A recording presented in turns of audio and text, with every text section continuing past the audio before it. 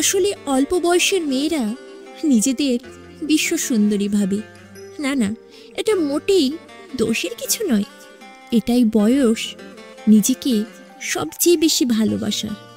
আর attitude নিয়ে তো just কোনো কথা হবে না, এটা সব সময় থাকে হাঁটা চলায়, কথাবার্তায়। সেদিন ছুটে এসেও লেডিস কামরাটাতে উঠতে পারলাম না, জেনারেল কামরাতেই উঠলাম।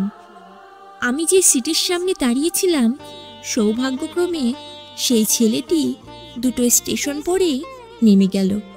আমি ওই সিটেই বসে পড়লাম। তারপরেই দেখলাম আমার চ্যানেলে এসে বছর 19-এর দুটো মেয়ে দাঁড়ালো। দেখতে বেশ সুন্দরী, চুল স্ট্রেট করা, এদিক ওদিক তাকানোর সময় নেই, নিজেদের নিয়ে ভীষণ ব্যস্ত, সেলফ লাভে পরিপূর্ণ দুটি চোখ। আমার বেশ ভালো লাগে এই বয়সের ছেলে মেয়েদের, উজ্জ্বল ঝর্ণার মতো সাবলীল। যাই হোক, মেয়ে দুটো চ্যানেলে আসতেই আমার পাশে বসা দুটো ছেলে উঠে তাদের বলল, বসুন। মেয়ে দুটো একটু অবাক হয়ে বলল, কেন? আমরা তো কোনো সিট চাইনি। একটা ছেলে স্টাইল দেখিয়ে বলল, সামনে দুজন মহিলা দাঁড়িয়ে আছে, আমরা কি করে সিটে বসে থাকতে পারি? বসুন, নো প্রবলেম। মেয়ে দুটোর ইগো হার্ট হচ্ছিল। একটা মেয়ে বলল, আমরা তো অসুস্থ নই, আমাদের কোলে কোনো বাচ্চাও নেই, তাহলে আমরা কেন বসবো? আপনারাই বসুন।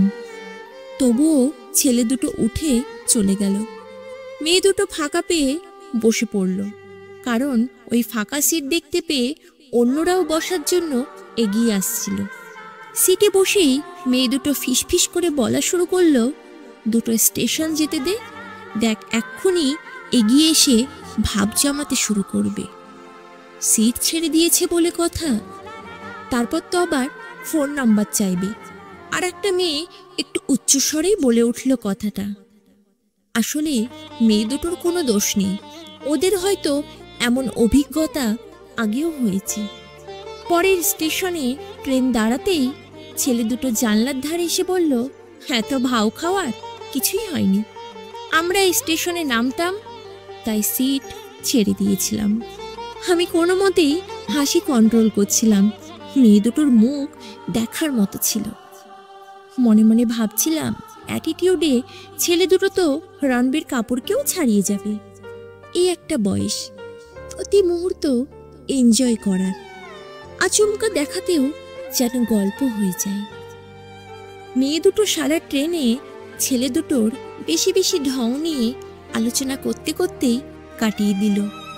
ফোন নম্বর না চেয়েও, হ্যাংলামি না করেও উপন্যাসের নায়কদের মতো আলোচনায় থাকা যায়, এটাও তার জলজান্ত একটা প্রমাণ।